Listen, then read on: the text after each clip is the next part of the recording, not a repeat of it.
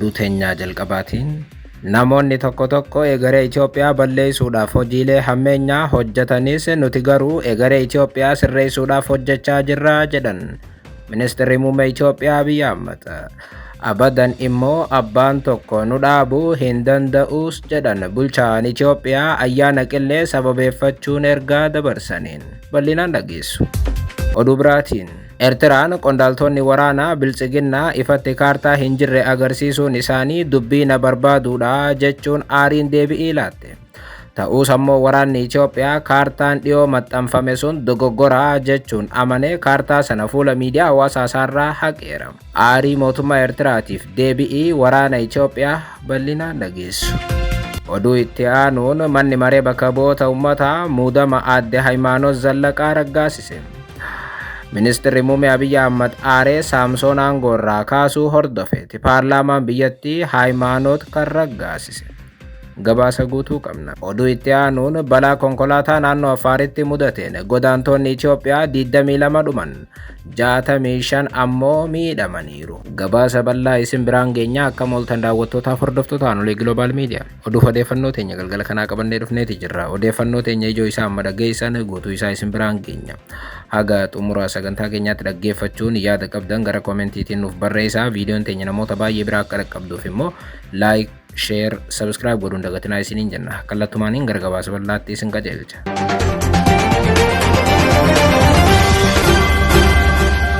Oduu teenya eegaluutiin dura hordoftoonni amantaa kiristaanaa baga ayyaana qillee nagaan geessan isiniin jechuu barbaanna. Ayyaanni kun bakka jirtan maratti ayyaana nagaa, ayyaana gammachuuf kan milkii akka isiniif ta'u hawwina.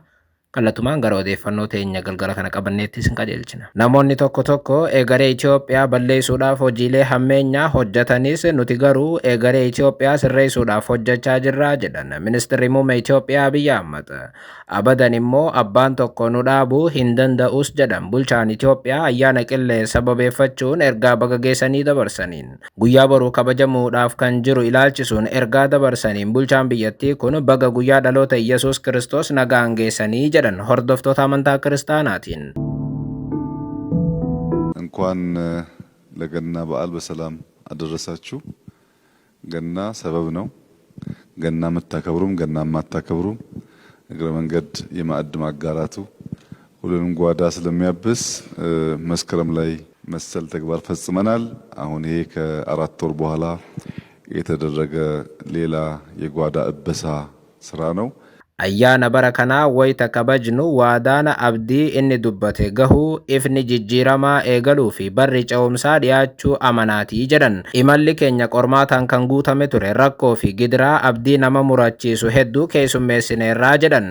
Qormaanni guutummaatti nuuf hin malu jechuu baannus guyyaa jala bultii abdiin keenya dhalaturra geenyeerraa jedhan. Barri rakkoo darbuudhaan barri ol ka'iinsaa akka dhufe onnee guutuudhaan dubbachuu dandeenyaa jedhu bulchaan Itoophiyaa ergaa dabarsa. Dhalachuun Iyesuus Kiristoos kaleessa waliin kan deemu egeree kan fayyiseedha jedhu bulchaan kun. Addaamii haga dhaloota Iyesuus Kiristoositti wanti raawwate hundi gatii kan argate sababa dhalachuu isaatiinis jechuun dubbatan. Jireenyi dhala namaa dhaloota Kiristoosiin booda qajeelaa ta'e Kiristoos kaleessaa fi arra jidduu kan jiru arra ta'e lamaanuu araarseeraa jedhan. Kanaaf dhalachuu Iyesuus Kiristoos haala olaanaadhaan ni kabajnaa jedhan hordofan amantaa kiristaanaatii fi bulchaan Itoophiyaa Abiy Ahmed. Osoo Kiristoos dhalachuu baate raajoonni raajii dubbatan, luboonni wareegama kaffalan, abboonni waadaa fudhatan, abdiin dhala namaa seenaa qofa ta'ee hafa ture jedhan. Qaroominni dhalli namaa gara fuula duraatti raawwatan hojiileen qulqullummaaf gaarummaan hundi hin jiraatu tures jechuun ibsan. Kaleessa seenaa guddaa hambaa jabaa fi duudhaa hedduu qabaannus arra yoo balleessine gatii hin qabnu jechuun eran ergaa isaaniitiin.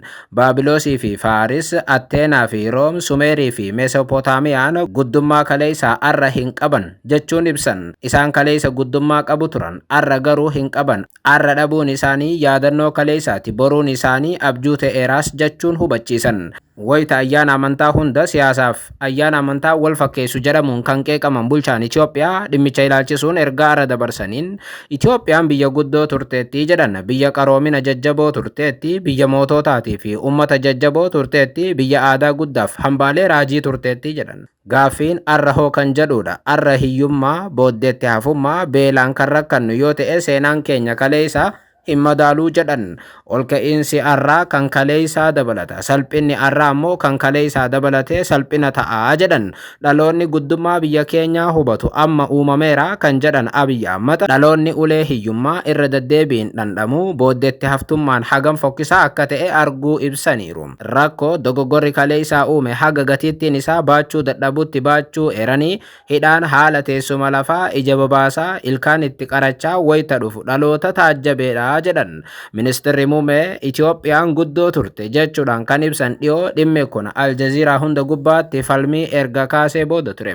Make Itoophiyaan Great Again wanti jedhu as dhiyoo Itoophiyaatti falmii kaasaa tureera. Gareewwan siyaasaa garii Itoophiyaan guddoo akka hin taaneef Itoophiyaan salphoo keessumaa kan ilmaan isii nyaattu akka turte yoo kaasan, hedduun namoota ammoo Itoophiyaan guddoodha jedhu. Isaan keessaa ministeerri muummee Itoophiyaa Abiy Ahmed tokko turan.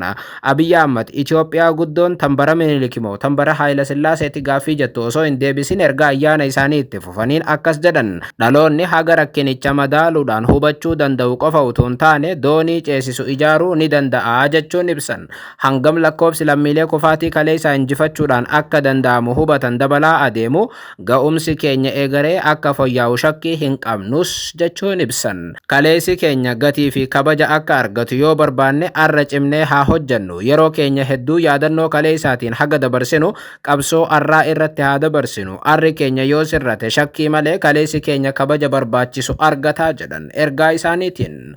Dabaluudhaan eegaree dhala namaa Kiristoostu eegale, kiristaanonni ammoo irra deemanii jechuun hubachiisan. Namoonni arra hojii fooyya'aa hojjetan eegaree fooyyeessanii uumu. Namoonni arra wanta hin taane hamminaa fi daba hojjetan ammoo eegaree kan balleessan ta'uu kaasaniiru. Eegareen Itoophiyaa hojii fi qabsoo, hawwii fi fedhii arraan qofa hin dhufu jedhanii tokko tokko eegaree Itoophiyaa balleessuudhaaf hojiilee hammeenyaa kan hojjetan ta'uu ibsan. Nuti garuu eegaree Itoophiyaa sirreessuudhaaf hojiilee eegaree waliin deeman hojjechaa jirra jedhan. Egereen Itoophiyaa wayita hojjetamu deebi'iin isaa garagara ta'uu ibsuudhaan kan injifatan garuu cimanii warreen hojjetan qofa ta'uu hubachiisan.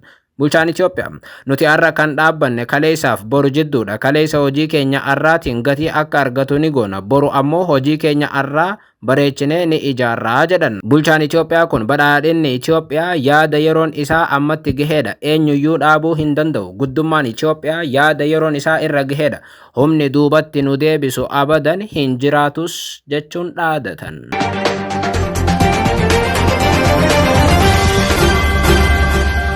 Oduu biraatiin Eertiraan qondaaltonni waraanaa Biltsiginnaa ifatti kaartaa hin jirre agarsiisuun isaanii dubbii na barbaaduudha jechuun aariin deebi'ii laatte.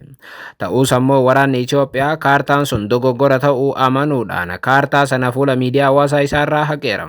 Haaluma kanaan Eertiraan qondaaltonni waraanaa olaanoon Itoophiyaa tibbana kaartaa Asabii fi naannoo ishee Itoophiyaa keessatti hammatame agarsiisu qabatanii mul'achuun dubbii na barbaaduudha jetteetti. Kunis aggaammii ta'e jedhee qondaaltota mootummaa Itoophiyaatiin Eertiraa irratti raawwatamu jechuun himatte. Ministeerri odeeffannoo Eertiraa Yemaanee Gabra Masqal toora miidiyaa hawaasummaa isaanii X gubbaatti ibsa ejjennoo biyyattii akka maxxansanitti taateen kun xiyyeeffannoo harkisuu qofa utuu hin taane dubbii barbaachaa jedhan. Suuraan kaartaa kanaa dilbata darbe gama toora miidiyaa hawaasummaa raayyaa ittisa biyyaa Itoophiyaa irratti wayita qondaaltota olaanoo waraana Itoophiyaa qabatanii argaman kan qoodame ture. Ta'us ammoo waa'een suuraa kanaa falmii kaasuu hordofee ergasii raayyaan ittisa biyyaa suuraa sana fuula miidiyaa hawaasaa isaarraa haqeera. Gaazexaan biyya keessaa riippoortar akka gabaasetti humni waraanaa Itoophiyaa kaartaan sirna eebbaa irratti mul'ate sun sirrii hin turre jechuun raayyaan ittisa biyyaa akka amane ere.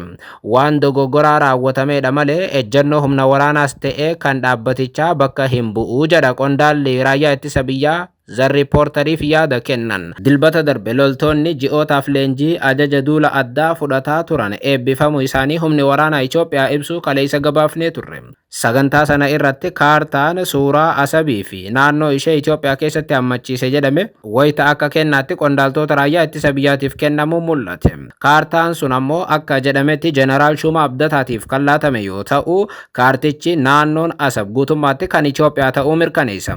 Akka kaartaa sanarraa mul'atutti yoo ta'e kaartaa Itoophiyaa durii kan odolaawwan Asab Dahalaak irraa jalqabee haga Raas Dumeeraatti of keessatti hammatama.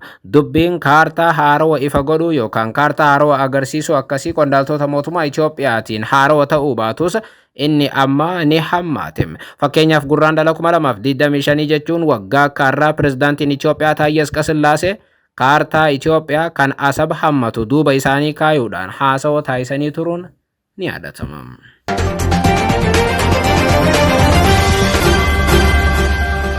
Oduu biraatiin manni maree bakka bu'oota uummataa muudama aadde Hayimaanoot Zallaqaa raggaasise. Ministeerri muummee Itoophiyaa Abiyyi Ahmad aaree Saamsoon aangoorraa kaasuu hordofeeti. Paarlaamaan Hayimaanoot muudama ishee kan raggaasise. Haaluma kana manni maree bakka bu'oota uummataa Itoophiyaa muudama dura teessuu abbaa taayitaa sabaa himaalee Itoophiyaa aadde Hayimaanoot Zallaqaa har'a raggaasiseera. Ammajjii 2026 ministeerri muummee Abiyyi Ahmad xalayaa mana maree bakka bu'oota uummataatti erganiis jedhameera. Aadde Hayimaanoot haga dhiyeenyaatti bulchiinsa magaalaa Finfinneetti itti gaafatamtuu dhimma koominikeeshinii ta'uun tajaajilaa kan turte yoo ta'u, kana malees isaan dura ministeera dhimmoota koominikeeshinii mootummaatii fi tajaajila oduu Itoophiyaa keessaas hojjetteetti. Oduu biraatiin balaa konkolaataa naannoo Affaaritti mudateen godaantonni Itoophiyaa 22 dhuman 65 ammoo miidhamaniiru. Haaluma kanaan balaan kun konkolaataa guddaan kan meeshaa fe'u isaan ittiin imalaa turan garagaluudhaan akka mudate qondaaltonni naannoo Affaar ibsaniiru. Qondaalli naannoo Affaar Muhammad Ali Biyeeydoo konkolaataa fe'insaa magaalaa Samaraatti kufe kanaan godaantonni 85 ta'an imalaa turuu ibsan. Godaantonni Itoophiyaa hedduun daandii kana fayyadamuudhaan Jibuutii erga seenanii achi booda gara Yaman ce'u. Achirraa gara Saudi Arabiyaatii fi biyyoota baha jiddu galeessaa akka Omaanittis ni imalu. Qondaalli naannoo Affaar kun balaa kanaan kanneen lubbuun isaanii darbe 22 ta'uu fi kanneen miidhaman 65 keessaa 30 kan ta'an fayyummaan isaanii haala yaaddeessaa keessa jiraachuu ibsan. Tarii kana caalaa duuti mul'achuu akka danda'u eeran. Mootummaan naannoo Affaar balaa suukanneessaa kana booda kanneen lubbuudhaan ba'an baraaruudhaaf waan danda'u hunda akka hojjetu ibse. Itoophiyaan biyya konkolaataa muraasa qabdu garuu balaan konkolaataa itti hammaatu yoo taatu guyyaatti sababa balaa konkolaataatiin yoo xiqqaate namoota 14 ol akka dhabdu himama. Waggaatti namoota 5,100 ol jechuudha.